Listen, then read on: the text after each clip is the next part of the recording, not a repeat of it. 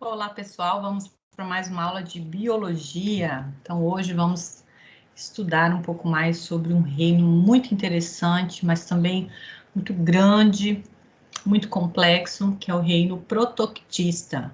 Antigamente, a gente costumava chamar esse reino de protista, mas nas classificações mais recentes, a gente chama de protoctista, tá? Mas o nome protista não está errado, ok? Bom, a gente vai ver que existem dois grupos de seres vivos dentro desse reino, que são os protozoários, né? E são as algas, tá? Então, vamos para o nosso material. Deixa eu compartilhar a tela aqui com vocês. Bora lá. Então, na nossa apostila, ó, é o bloco 3, tá bom? Esse texto foi adaptado por mim, mas é de autoria da professora Lana Magalhães, do site todamateria.com.br, tá? As imagens também são dela. Vale destacar aqui que é um site bem bacana, gostei muito, tem muito material bem construído, bem feitinho, tá? Uma leitura bem fácil também e dá uma boa noção geral sobre o grupo, certo, pessoal? Então, vamos lá. O reino protista é um dos reinos dos seres vivos caracterizado por organismos eucariontes. Vamos lembrar o que são eucariontes? São aqueles seres que têm célula com núcleo, célula eucariótica, tá? Então, vamos lembrar o seguinte, vamos fazer uma pequena revisão aqui, tá? Existem 5 reinos, que didaticamente são formas, né, que ajustam melhor a organização dos seres vivos. Esses reinos, eles já estão ultrapassados, vamos dizer, né? Mas de forma didática, ainda funciona super bem, tá? Então, hoje a gente tem taxons maiores do que reinos, que são os domínios, mas a gente ainda organiza os seres vivos em 5 reinos. Então, a gente já viu o reino Monera, que é o reino das bactérias, né? Já vimos também o reino Fungi, que é o reino dos fungos, e agora a gente está vendo o reino protoctista ou protista, tá? Depois a gente tem que lembrar dos outros 2 reinos que nós estudamos no mês passado, que é o reino Animalia, reino animal, né? E o reino Plante, que é o reino das plantas, tá? Então, esse é o último reino que nós vamos estudar. Então, assim, eu procurei organizar o estudo desses reinos de acordo com essa sequência de objetos do conhecimento que a gente está trabalhando, tá? Então, vocês vão observar que eu não vou falar uma característica muito específica sobre o grupo. Eu vou tentar trazer aqui para vocês informações e elementos que envolvam vários aspectos dentro desse tema. Então, a caracterização desse reino, né? Eu já falei que se divide em 2 grupos de seres bem importantes, que são protozoários e algas, né? Talvez esse nome protozoário não faça muito sentido para você, seja uma coisa mais afastada, mas você vai observar que existem muitas doenças super conhecidas nossas que são provocadas por protozoários. Mas também existe um monte de protozoários de hábito livre, né, de vida livre, que a gente já teve contato, às vezes nem sabe, né, nem tem conhecimento, tá? E aí nós vamos falar também de aspectos que envolvem esses representantes, né, na economia, na saúde e no meio ambiente, tá? Claro que esse aqui é um bloco introdutório, né, para dar uma noção geral sobre os organismos aí do reino protista, tá? Mas eu já deixei no nosso grupo do WhatsApp 2 links que eu quero mostrar aqui para vocês, que dá aqui, ó, que dá uma ideia um pouco mais aprofundada sobre esses 2 grupos, tá? É desse canal aqui, ó, Brasil Escola, professor Fred, um querido, muito bacana as aulas dele, menino muito inteligente, competente, fica aí o meu elogio, né? Então, aqui, ó, as aulas curtinhas, tá vendo? Ó, 19 minutos. Esse aqui, esse vídeo aqui vai falar sobre os protozoários, tá? e esse aqui vai falar sobre as algas. Eu até deixei aqui essa imagem, ó, mostrando umas algas marrons que elas são muito grandes, chegam a mais de 60 metros de altura e formam essas florestas oceânicas aqui, ó, tá? Chamadas florestas de Kelps. E aí o professor Fred traz mais elementos, mais informações aprofundadas sobre esse assunto. Um terceiro vídeo, né, um link que eu deixei de vídeo para vocês também no grupo do WhatsApp, é do professor Samuel Cunha, também um cara, assim, fantástico, eu gosto demais das aulas dele, bem completo, onde ele mostra, então, aqui, ó, algumas protozooses. O que são protozoores? São doenças causadas por protozoários, né? Então, ele coloca 8 doenças aqui, tá? Nós vamos ver algumas delas. Então, fica a dica aí para vocês, esses 3 vídeos, que são bem bacana da gente estar estudando. Então, vamos lá. Então, o reino protista é um reino que é caracterizado por organismos eucariontes. Então, todos os seres aqui têm célula com núcleo, com organelas, tá bem organizado, tá? Em termos evolutivos, é uma célula mais sofisticada, tá? Mas agora começa a confusão desse reino. Esse reino, assim, tem muita variedade de características, né? Existem seres autótrofos, que são aqueles que fabricam seu próprio alimento, que fazem fotossíntese, né? E existem seres que são heterótrofos, que precisam se alimentar de outros seres vivos, tá? Então, nesse reino, a gente vai encontrar organismos autótrofos ou heterótrofos. E ainda temos seres unicelulares ou pluricelulares, mas aqui nós não temos tecidos verdadeiros, tá? Como nas plantas e nos animais, aqui os tecidos não são verdadeiros. Então, acontece o quê? Um aglomerado celular, tá? Isso mostra que, em termos evolutivos, esse reino, os indivíduos, né, desse reino, eles estão numa lacuna da história natural, uma lacuna de transição, tá? Então, a gente vai ver, conforme a gente for estudando mais, né, de repente, numa próxima oportunidade, que a classificação sistemática, né, a taxonomia desse grupo vem mudando muito ao longo dos últimos anos. Mas a gente vai focar naqueles representantes, naqueles grupos que são mais solicitados, que são mais comentados, né, que têm importância médica, que têm importância a nível ecológico, né? Então, a gente vai tentar dar esse enfoque, tá, pessoal? Olha, os protistas compreendem, então, 2 grupos, lembra que eu comentei com vocês? Então, quem são os protistas ou protoquitistas? São os protozoários e as algas. Não esqueçam disso, tá? Então, quem são protistas? São protozoários e algas. A gente sabe um grupo de algas, que são as algas verdes, que tem muita similaridade, tem muita coisas, né, características parecidas com as plantas. Então, inclusive, alguns botânicos colocam esse grupo das clorofíceas, que são as algas verdes, lá no reino das plantas, tá? Então, como eu falei, esse é um reino cheio de mudanças taxonômicas aí, de classificação, tá? Mas para termos aí didáticos, né, nesse nível de estudo que nós estamos aqui no ensino médio, a gente vai se basear no que é comumente difundido nos veículos, né, de comunicação científica, tá? Ah, interessante, ó.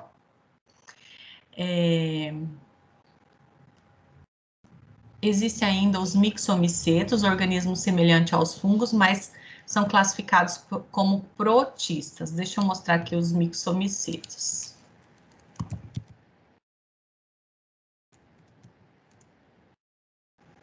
Aqui, gente, ó. Olha a carinha deles aqui, ó.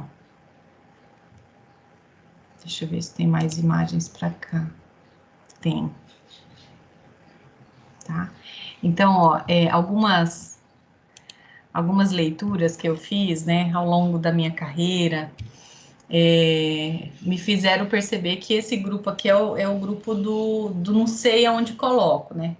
Tipo, eu não sei direito aonde colocar esse organismo, vai para o reino protista, que mais para frente alguém vai estudar melhor esse grupo e vai resolver. Então, esse mixomiceto aqui, ó, é um exemplo disso, né? Na época que eu estudei, ele era um tipo de fungo, né? Mas agora não é mais, né? Tá? Então, mas apesar de ter semelhança, né? Tem semelhança, mas ele é classificado como um protozoário, tá? Bom, vamos estudar então os protozoários. Nessa imagem aqui ao lado, a gente vê a Giardia lamblia, tá? Que é um protozoário que apresenta flagelo. O que são esses flagelos? São esses rabinhos que aqui, ó. E serve para quê? Para esse indivíduo nadar. Então, a grande maioria desses indivíduos são aquáticos, mas alguns indivíduos podem existir em solo úmido também, tá? Podem ser encontrados em água doce ou salgada, de maneira geral, mas aí cada grupo vai ter sua especificidade, tá? Então, os protozoários são unicelulares, ou seja, todos os protozoários têm uma célula só. Cada indivíduo desse aqui é uma célula, que também é uma giardia. A giardia que provoca a giardíase, tá? Às vezes a gente tem disenteria, não tem? Então, pode ser que essa disenteria, nessa diarreia, foi provocada por esse carinha aqui, tá? Pela Giardia lamblia. Além de serem todos, né, unicelulares, eles são também eucariontes, ou seja, tem célula com núcleo, né? O seu material genético está organizado no núcleo. Com estrutura que garante seu funcionamento, realizando as mesmas tarefas básicas de um animal, como respiração, digestão, circulação, excreção, em alguns até uma primitiva coordenação. Antigamente eram classificados no reino animal, por realizarem essas funções, que a gente leu aqui em cima, né? E serem heterótrofos, ou seja, são seres que se alimentam de outros seres ou de partículas de outros seres, tá? Eles precisam retirar do meio externo o seu alimento, a sua nutrição. Então, alguns são filtradores, alguns englobam as partículas, tá?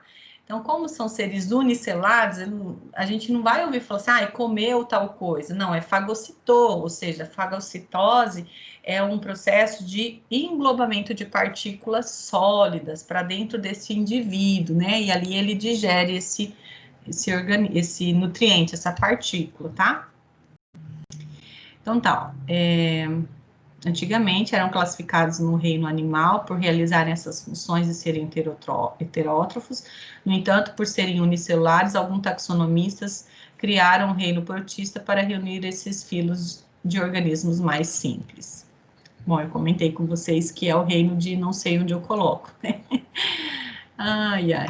Apresentam grande variedade de formas, grande mesmo. Tem de tudo quanto é jeito, assim, é muito legal, porque como eles são microscópicos, né? A gente imagina assim, o que vai achar uma ou outra coisinha? Não, gente, existe uma microbiota inteira, um universo inteiro, muito maior do que a gente pode imaginar, de seres assim, unicelulares, microscópicos, que o nosso olho não percebe, não enxerga, não é capaz de visualizar. Né? Então, assim, é muito fascinante, muito interessante quando a gente percebe a nossa pequenez, vamos chamar assim, né? Nossa pequenez diante da vida. Nós somos mais um ser dentro desse universo gigante de vida, né? As formas de vida são muito variadas, né? E faz a gente ter uma reflexão, né? Tá. Apresentam grande variedade de formas e ocupam ambientes úmidos, os que têm vida livre. Então, os organismos de vida livre, que não são parasitas, que não causam doenças nos outros seres vivos, eles vão estar em ambientes úmidos, como eu falei, pode ser água doce, água salgada ou solos úmidos, tá? Ou esses caras podem estar no interior de outros organismos, parasitando esses indivíduos, né? Então, aqui, alguns são parasitas causadores de doenças. Tá. Então, a classificação dos protozoários é de acordo com a estrutura locomotora, tá, pessoal? Então, existem 4 grupos didaticamente aí conhecidos. São, olha só, os sarcodinos, vocês vão ver que tem sinonímias, né? Na biologia tem muita sinonímia. Então, os sarcodinos podem, você pode encontrar um outro nome para esse grupo, mas esse geralmente é o nome que mais é falado, é divulgado, tá? Então, os sarcodinos são representados pelas amebas, que se locomovem por meio de pseudópodes, tá? A Entamoeba coli, por exemplo, é um morador habitual do intestino grosso humano, onde obtém abrigo e alimento, só que, olha só, sem carretar prejuízo ou benefício ao hospedeiro. Ela tá lá, mas sabe assim, não fede nem cheira, tá tudo bem, ela estando lá ou não. Então, essa aqui, ela é moradora, né, de dentro de um organismo, mas ela não é parasita, tá? Já a coleguinha dela aqui, ó, a Entamoeba estolística, é parasita do intestino grosso humano, tá? Deixa eu achar aqui uma imagem da Entamoeba para mostrar para vocês.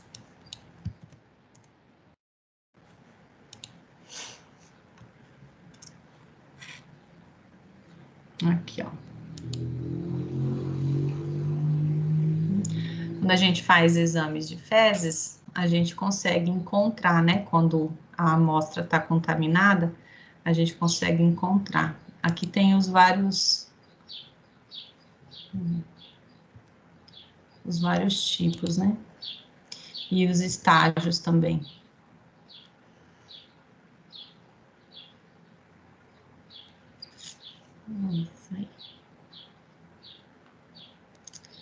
Na faculdade de biologia tem uma disciplina que a gente faz que chama parasitologia, e nela a gente estuda muito dessa microbiota, né? Então é bem gostoso, bem interessante. Se você gostou aí, né, desse universo microscópio, você vai curtir muito fazer parasitologia.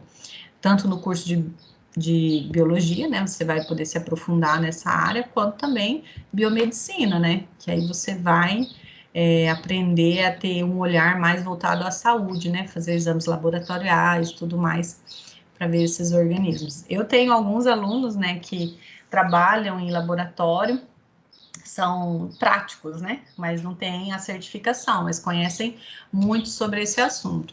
Então, é bem interessante, conforme a gente vai estudando, vai analisando e vai percebendo onde esses seres ocorrem. Sabendo onde eles ocorrem, a gente pode evitá-los, né?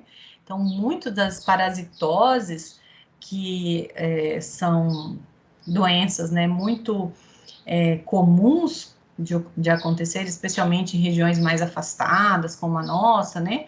Nem todos os bairros têm o saneamento básico adequado. É muito interessante a gente estar conhecendo esse universo, né? Desses organismos microscópicos, desses organismos aí que são nocivos à nossa saúde, para a gente aprender como evitar. E assim, de maneira bem rápida, já para antecipar essa parte de prevenção, né? É muito importante a gente ter todos os cuidados higiênicos, então quando a gente vai ao banheiro, lavar bem as mãos, né, depois, lavar bem o sanitário, a pia, a fechadura, né, fazer uma boa higienização daquele ambiente, né, se não tem a rede de esgoto, fazer uma fossa séptica correta, né, para ter o devido descarte desse material. Existem outras alternativas, assim, mais ecológicas também, que eu posso deixar aí de dicas para vocês, se vocês quiserem se aprofundar, me manda mensagem no WhatsApp que eu posso passar para vocês algumas dicas. E outra questão, gente, é em relação à nossa alimentação e à água que a gente consome, tá?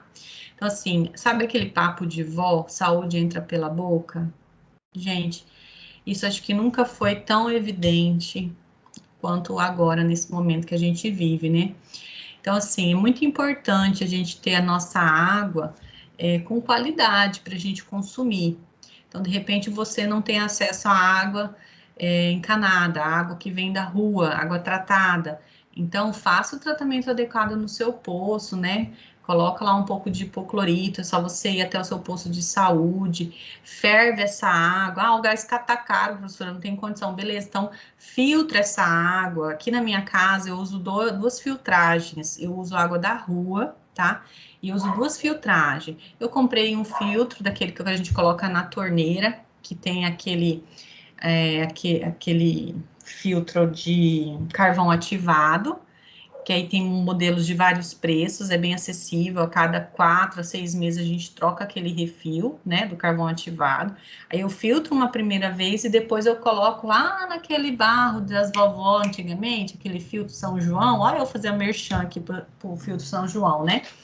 Tem outras marcas, mas assim, eu gosto muito desse filtro, que é aquele filtro de barro, gente. Vocês lembram? Vocês devem ter visto isso em algum lugar. Então, a água que a gente consome para comer, para fazer o gelo, fazer um suco, para beber, é passar 2 vezes pela filtragem, tá? Então, fica a dica, né? Vale a pena você investir um pouco na qualidade aí da água que você vai consumir e também a sua família vai consumir. Isso evita um monte de doenças, tá? Outro fator de prevenção são os alimentos. É muito importante a gente saber a procedência dos nossos alimentos. Claro que eu não vou falar aqui que eu sei da onde vem tudo que eu como, não. Mas eu procuro comprar de bons mercados, né? De bons fornecedores. Isso porque às vezes a gente na pressa nem olha direito o que a gente está comprando e de repente não faz uma boa limpeza para servir uma salada crua, por exemplo, né? Então, às vezes aquele alimento está contaminado, né? Ou a gente tem pessoas que gostam muito de carne mal passada, né? Aí come a carne mal passada e às vezes tem algum parasita, algum cisto. Então, assim, é bem importante a gente ter consciência disso, porque muitas vezes a gente evita de ser acometido por doenças graves só por esses pequenos detalhes. Outra coisa importante, você que gosta de não usar calçado, né, de andar descalço, bastante cuidado onde você vai fazer isso, né, porque pelos pés a gente pode ter infestação parasitária, a gente pode se infectar, tá? Então, assim, são muitas as dicas que eu poderia estar conversando aqui com vocês, né, mas eu acho que essas duas aí já são suficientes, né? Saneamento básico, né, uma boa dose de higiene e a questão dos alimentos e da água, tá? Vamos continuar aqui então. Vamos falar dos mastigófaros. Os mastigófaros locomovem-se por meio de flagelo. É como se fosse um rabinho, olha lá. Olha a Giardia lamblia aqui, ó. Ela é um exemplo de flagelado, tá? Alguns são parasitas, ou seja, obtêm alimento a partir de associações com outros seres vivos. Alguns exemplos são a giardia, que é essa aqui que a gente viu acima, que parasita o intestino delgado do ser humano, e o Trypanosoma cruzi, que se instala em tecidos humanos ou de outros animais, como na musculatura do coração ou na parede do tubo digestivo. Você está se recordando desse nome? Trypanosoma cruzi? Eu acho que você já deve ter ouvido falar, especialmente se você é morador aqui do Mato Grosso há algum tempo. Olha aí, gente, olha ele aqui. Ele e ela, né? Porque eles vivem juntinhos, ó. Deixa eu ver uma imagem aqui que mostra mais de perto.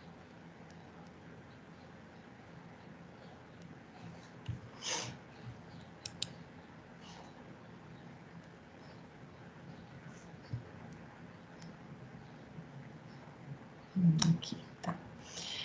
Então, esse é o agente etiológico causador da doença de Chagas, né? E a doença de Chagas, ela traz uma consequência que é um crescimento anormal daquela região, né? E quando esse grupo, né, de tripanossoma infecta o coração, o caso pode se agravar muito, tá, gente? Então, a gente tem aqui uma imagem, ó, mostrando um barbeiro. Então, o barbeiro é o que? É o vetor dessa doença, tá? Dentro do abdômen dele, né? Pode ou não ter o Trypanosoma cruzi, não é todo barbeiro que tem, tá? Mas quando tem o barbeiro que tem hábito noturno, pode picar uma pessoa, geralmente é na região do rosto, por isso esse nome barbeiro, e ele pica e defere um tempo. E aí você acaba inconscientemente coçando e leva as fezes para dentro daquela pequena lesão, tá? Então, infelizmente, é uma doença, né, que ainda traz muitos prejuízos aí para a sociedade. Agora vamos falar dos esporozoários. Os esporozoários, eles não têm estrutura locomotora. E um exemplo é o transmissor da malária. Então, vamos falar um pouquinho aqui da malária.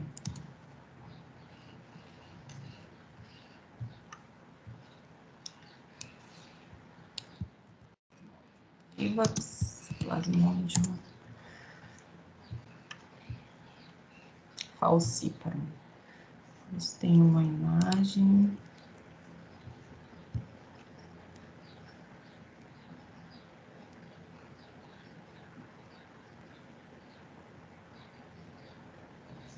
Aqui.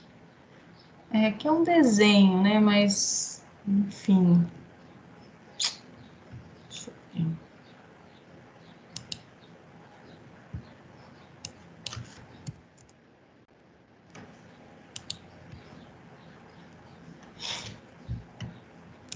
Acho que aqui tá melhor.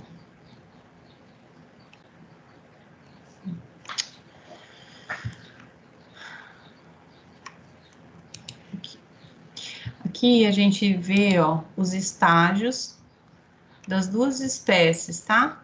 Que pode provocar a malária. Então, a gente tem duas espécies, Plasmodium vivax e o Plasmodium falciparum. Aqui mostra como que é a infestação, tá? Então, olha aqui, ó, aqui ele tá saindo já, o macho e a fêmea. E aqui também o macho e a fêmea. Deixa eu ver se tem. Queria ver em vez de desenho assim, algumas imagens mesmo. Aqui a gente vê, né, mas só que tá meio misturado aqui com os outros.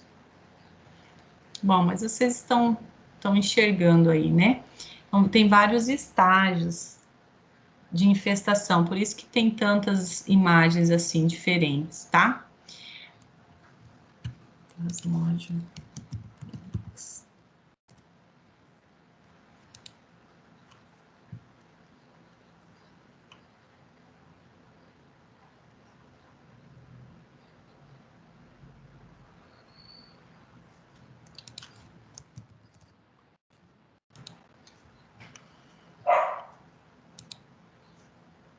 Aqui. A gente vê aqui o desenvolvimento parecido com aquela outra imagem que eu mostrei, tá? Então, ó, ele vai atacando, né, as hemácias, e aí a gente pode ter malárias de dois tipos, né, a terçã e a quartã.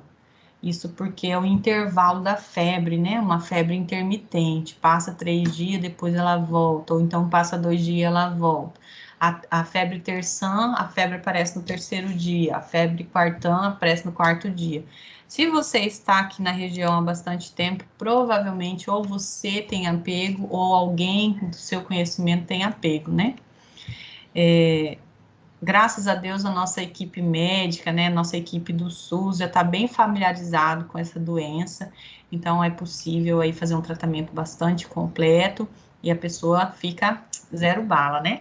Infelizmente, isso não acontece com todos os médicos, nem todo mundo tem esse treinamento para essas doenças tropicais, então a gente ouve falar, vira e mexe, a gente ouve falar de turista, né, que possa ter se contaminado aqui na região, ou em outras regiões aqui da Amazônia, né, em áreas mais remotas, ou pesquisadores, né, às vezes consegue o atendimento e fica beleza.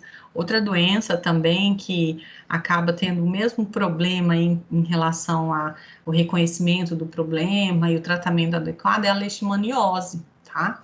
Leishmaniose também é uma doença que é muito típica, né, da nossa região e às vezes por desconhecimento aí acaba evoluindo e a gente sabe que existem dois tipos, né, a leishmaniose tegumentar e a visceral. Então, quando o paciente desenvolve a leishmaniose visceral, o quadro pode se agravar muito se não trata rápido, né? E aí pode, infelizmente, até levar a óbito, tá? Olha, os ciliados, o último grupo agora de protozoários, eles se locomovem através dos cílios. Esses aqui são os mais conhecidos por causa do paramécio, tá? Alguns exemplos são a vorticélia, balantídeo, coli, porém o mais conhecido é o paramécio, e é um organismo de vida livre, não faz mal para ninguém, bichinho bonitinho, vou mostrar aqui para vocês. Olha aí ele, que é uma imagem mesmo, né, do microscópio, e aqui um desenho, né. Uma coisa interessante do paramécio é que ele tem dois núcleos, um maior e um menor, ó, o macronúcleo e o micronúcleo. E tem o corpo todinho recoberto por cílios, tá? E é isso que ajuda ele a se locomover e também a buscar o seu alimento por fagocitose.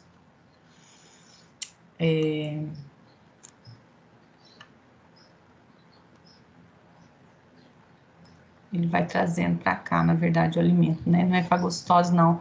São as amebas que é por fagocitose. Falei errado. Aqui a ameba, ó. Deixa eu mostrar para vocês. As amebas.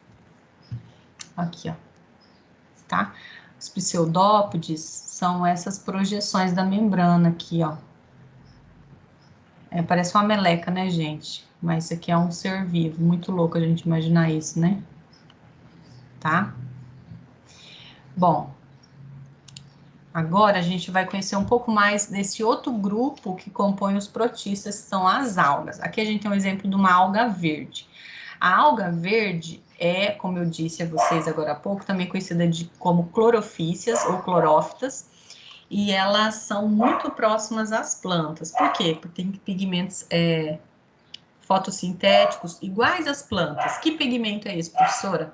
A clorofila, tá? Tem clorofila A e clorofila B, que são os dois tipos de clorofila que a gente encontra também nas plantas, tá? Então, as algas são organismos, ó, autotróficos, autótrofos, fazem o próprio alimento por meio da fotossíntese. Pô, professora, mas nem toda alga é verde, realmente. Só que ainda assim ela pode fazer, ela faz a fotossíntese, tá?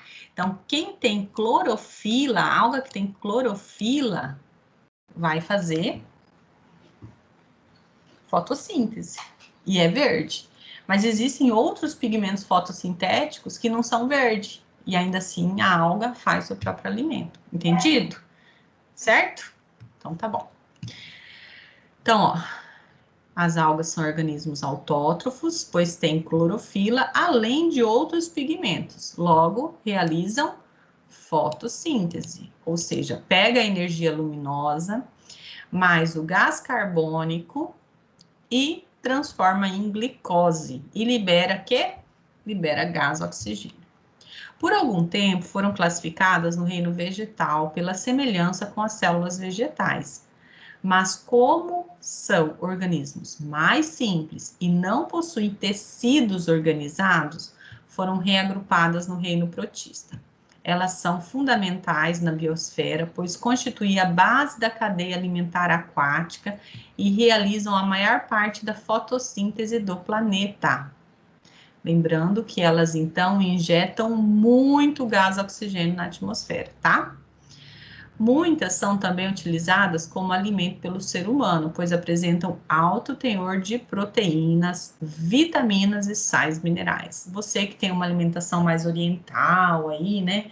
Já comeu aquelas coisas chiques da comida chinesa, com aquelas algas e tudo mais. Eu não sei porque eu não sou chique desse jeito, mas, enfim, é uma alimentação bastante nutritiva e muito desse teor nutritivo é devido ao uso dessas algas, tá?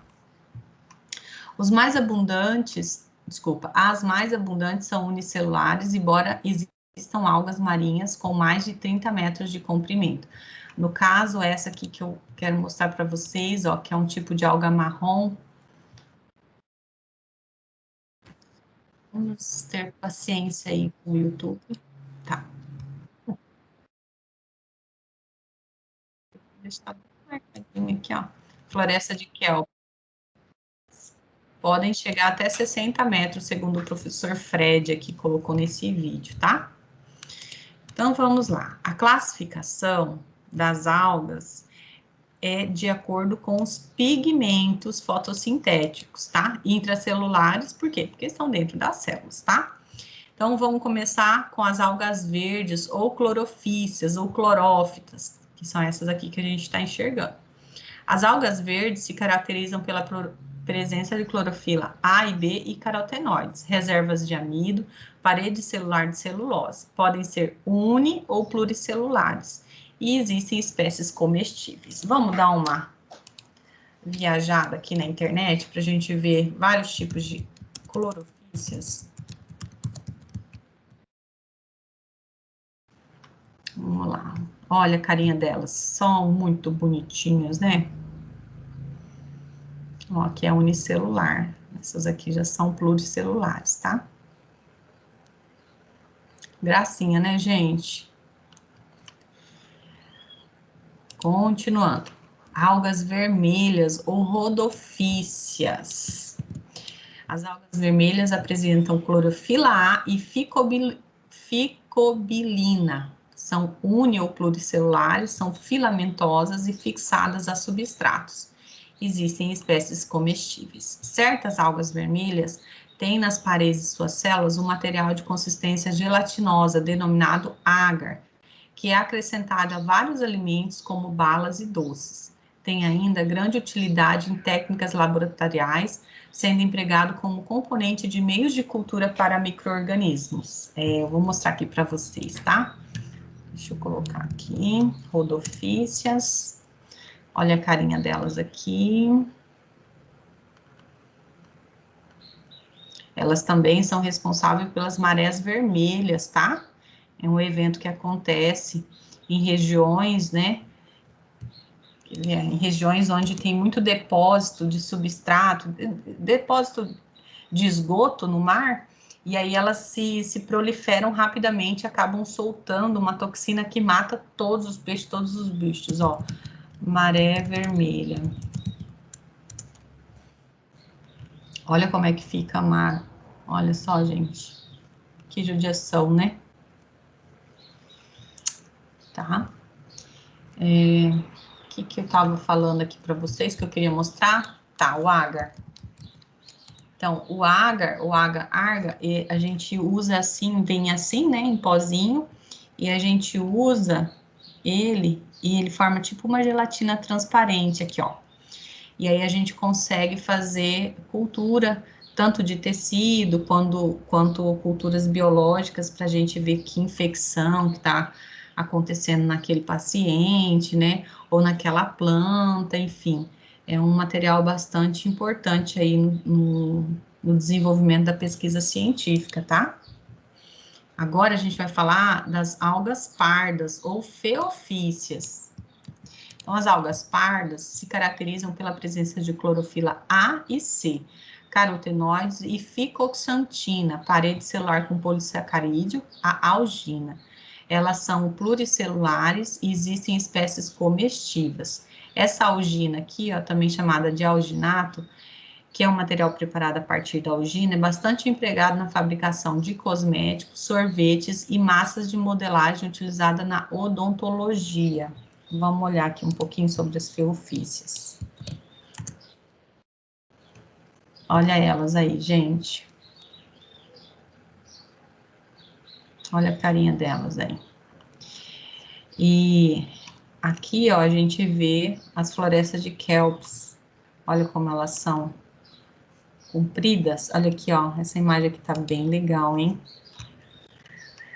Então, acaba sendo um grande berçário aqui, né? Deve ser massa mergulhar aqui. Talvez assustador também.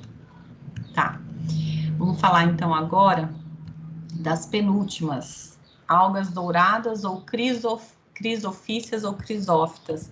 Eu acho linda essas algas, assim, parecem obra de arte, né? Obra de arte de Deus, né, gente? As algas douradas possuem formas unicelulares, isoladas ou coloniais, sendo importantes componentes do plâncton. O que é o plâncton, pessoal? É a base da cadeia alimentar marítima, tá? Também do cícula, ou seja, de água doce ou de água salgada, tá? Muitos peixes se alimentam de plâncton. Um exemplo é a diatomácea. Ah, ela é tão linda, vou mostrar para vocês daqui a pouco. Que contém o diatomito, formado por sílica. O diatomito apresenta consistência porosa, sendo empregado como componente de filtros. Quando pulverizado, ele pode ser adicionado como abrasivo a polidores de metal e cremes dentais. Vamos ver um pouquinho sobre as crisofícias. Olha elas aqui. Aqui é marrom, tá? Olha aqui, ó. Aqui tem mais imagens de diatomáceas. Deixa eu pegar aqui, diatomáceas.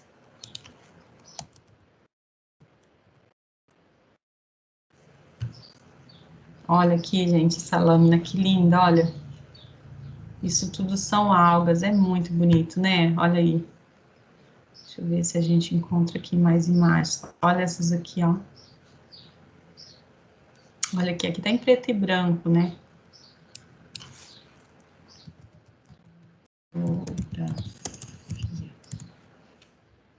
Aqui, ó. Ó que bacana essas aqui, essas imagens, olha. Que legal, né, gente? É muito bacana, né? É um mundo inteirinho, invisível a nós, né? E aí vamos para o último grupo, as pirrofícias. As pirrofícias são algas unicelulares, isoladas ou coloniais, e elas fazem parte do fitoplâncton, e inclui também os dinoflagelados, responsáveis pelo fenômeno da maré vermelha.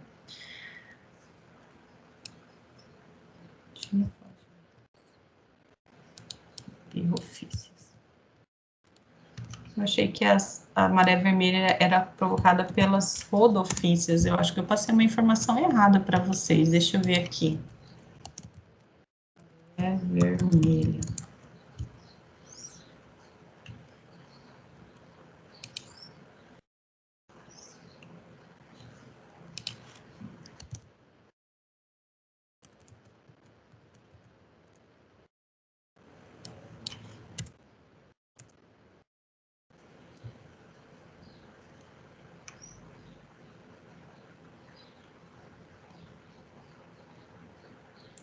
Ah, aqui tem alguém já me dando uma dica, ó, passei uma informação errada então, tá? Então, corrigindo aí, as algas vermelhas não são responsáveis pela maré vermelha, e sim as pirrofícias. Vamos ver a cara dela pra gente lembrar? Pirrofíceas. Ou pirrófitas. Cadê a carinha delas? Aqui. Aqui, ó, as pirrófitas. Nossa, parece uma espada, né? Aqui. Ah, essa aqui é bioluminescente. Eu já ouvi falar dessa. Noctiluca. Deixa eu ver se tem. Aqui tem mais exemplos, ó. É muito louco, né, a gente pensar que isso aqui é um ser vivo, né, gente? Isso sempre dá um nó na minha cabeça, assim. Isso que eu já tô nessa carreira há alguns anos, né? Mas ninguém sabe tudo, né? Vamos falar um pouquinho mais sobre os mixomicetos? Tá. Então, ó, os mixomicetos são organismos que têm aspecto de fungo. Eu mostrei outras imagens aí para vocês também, né?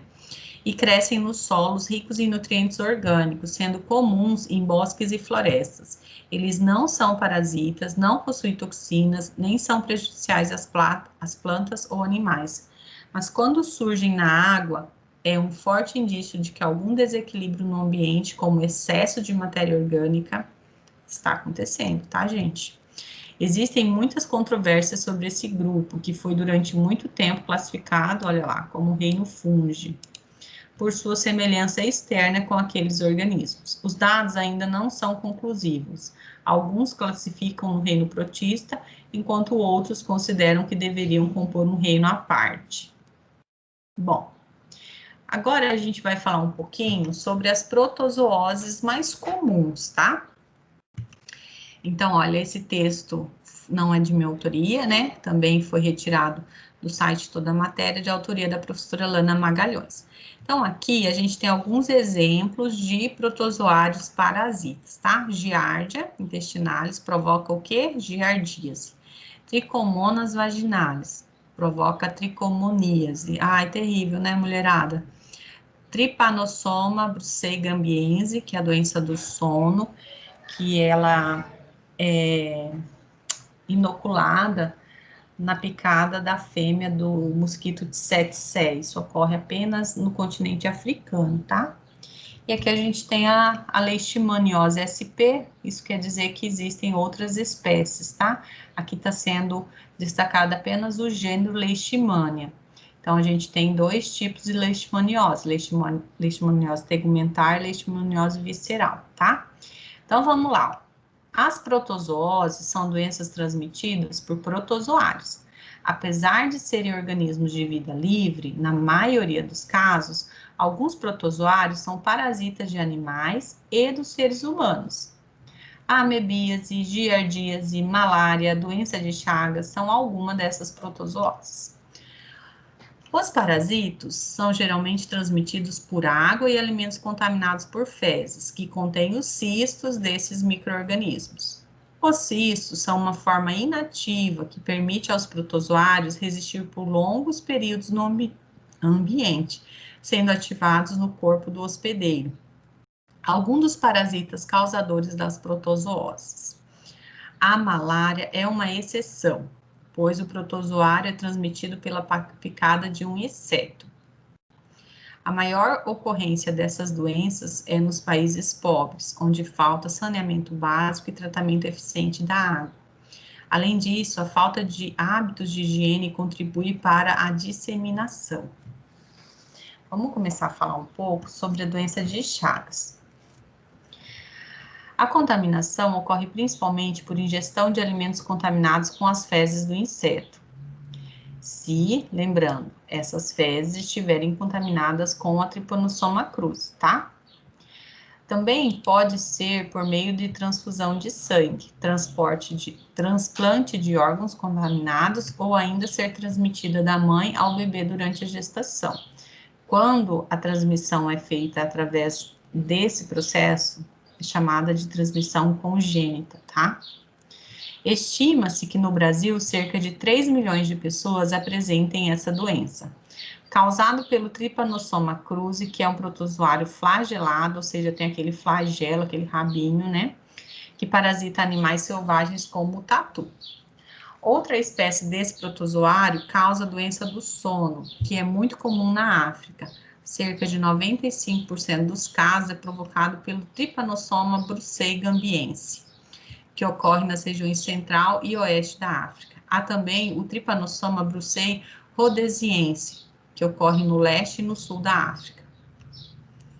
Deixa eu mostrar de novo o Trypanosoma cruzi para vocês.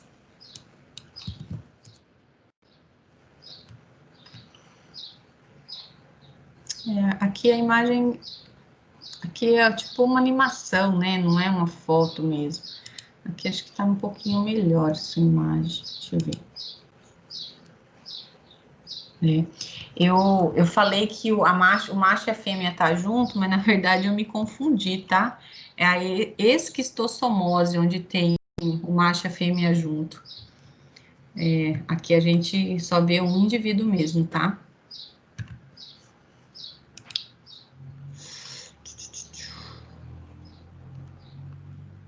Aqui a gente tá vendo as imagens, tá? Ai, malária.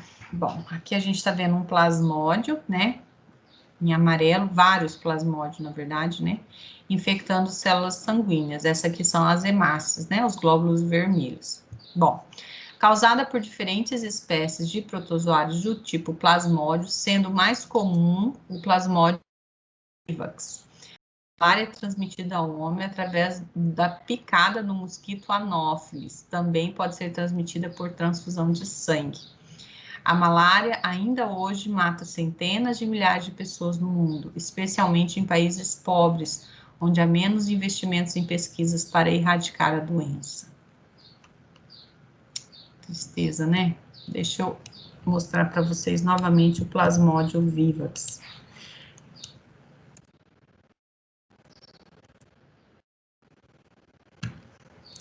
Acho que o trofozoito é um estágio, sim, que é mais fácil da gente reconhecer ele. Olha aqui, ó. Tá? Ó. Beleza. Vamos falar agora da amebíase.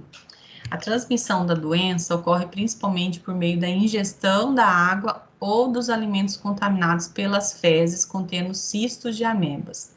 Também pode ser por via sexual, através do contato oral-anal, mas isso é mais raro. A amebíase ou disenteria amebiana é provocada pela forma patogênica da ameba, chamada entamoeba estolística. Essa aqui, que é terrível, ocorre muito em países mais pobres, estimando que 50% das pessoas sejam contaminadas por ano. Vamos mostrar aqui entamoeba estolística. Olha ela aqui, pessoal, ó. Tá?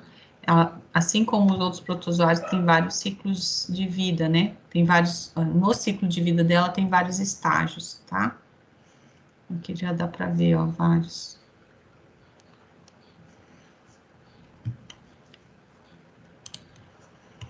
Beleza. Vamos falar da giardíase, que também provoca disenteria, assim como a amebíase. A infecção se dá tanto pela ingestão de água e alimentos contaminados, como pelo contato direto das mãos com objetos contaminados pelos cistos. O agente causador da giardíase é o protozoário flagelado Giardia lamblia, esse que tá aqui em cima, ó.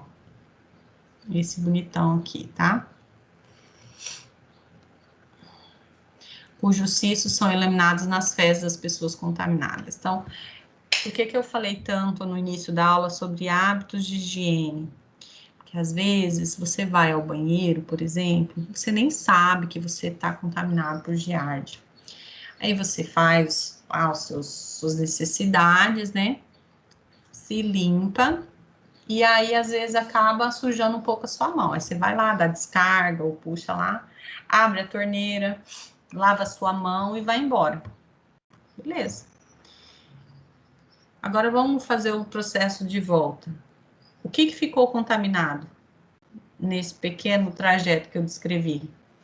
A torneira, porque você encostou na torneira, lavou a mão e fechou a torneira.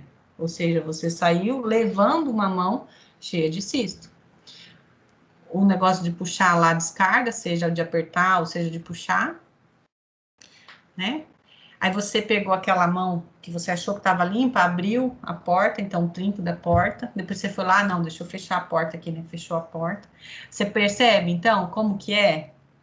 É difícil, né? Se a gente não tem bons hábitos de higiene, a gente pode ter reinfestações na família e ser uma coisa cíclica. Então, por isso que eu insisto em difundir essas informações. É muito importante a gente ter uma boa higiene em qualquer lugar que a gente esteja, né? Infelizmente, às vezes a gente tem que usar banheiros que a gente, né, mulherada, especialmente as mulheres, misericórdia, né? Então, aí a gente precisa de mais cuidado ainda. Então, uma dica que eu dou, tudo bem que eu sou bem neurótica, assim, bem louca mesmo, depois que eu fiz paratologia, minha vida mudou, né? E depois de ser mãe, então, misericórdia. Aí veio a pandemia, pronto, fiquei surtada legal, né? Andar com sabonete líquido na bolsa, que às vezes você precisa limpar a mão com gordura, alguma coisa assim, né? E o gelzinho, tá? O álcool gel na bolsa. Então, gente, essas dicas, assim, são super importantes. Outra coisa é não ficar colocando a mão na boca, tá? Na boca, no rosto, enfim, né? No olho, enfim. Não ficar colocando a mão no rosto, tá? Vamos lá para a penúltima doença, tricomoníase. É uma doença sexualmente transmissível causada pela Trichomonas vaginalis. Eu vou mostrar ela para vocês. é comumente transmitida entre parceiros que não utilizam proteção adequada, ou seja, camisinha, e pode atingir tanto homens como mulheres. Não é bonito de se ver, tá? Já vou avisar. Mas vamos ver só o agente etimológico aqui, né? Só o Trichomonas vaginalis. Tá aí. Não, isso aqui é uma Giardia lamblia. Isso aqui é uma Giardia lamblia também.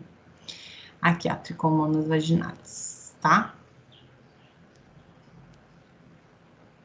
Falei que não era bonito. Tá, vamos deixar pra lá.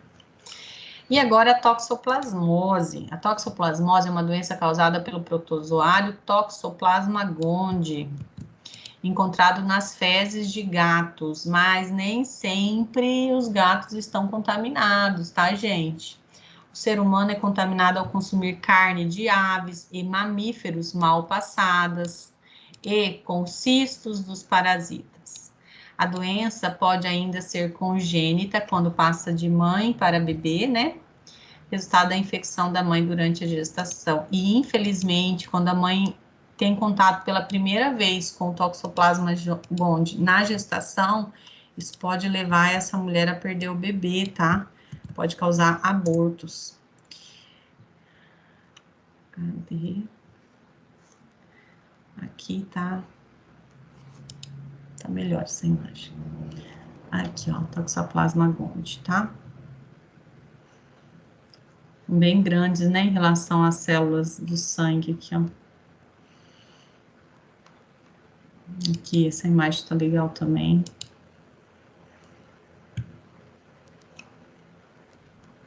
Ah, bem interessante aqui, ó. O gato não é vilão. Isso de fato, pessoal, porque o gato também é vítima da doença, tá? Bom, vamos deixar aí para nos aprofundarmos mais para frente, né? Pessoal, então eu encerro aqui, tá? Esse primeiro momento aí, essa nossa primeira conversa, tá? Deixo então a dica para vocês assistirem esses vídeos que eu sugeri no nosso grupo do WhatsApp, para vocês se aprofundarem, tem mais informações detalhadas, bem bacana, tá?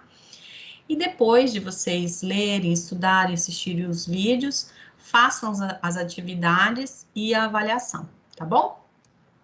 Um super beijo para vocês, fiquem com Deus, até a próxima aula. Tchau!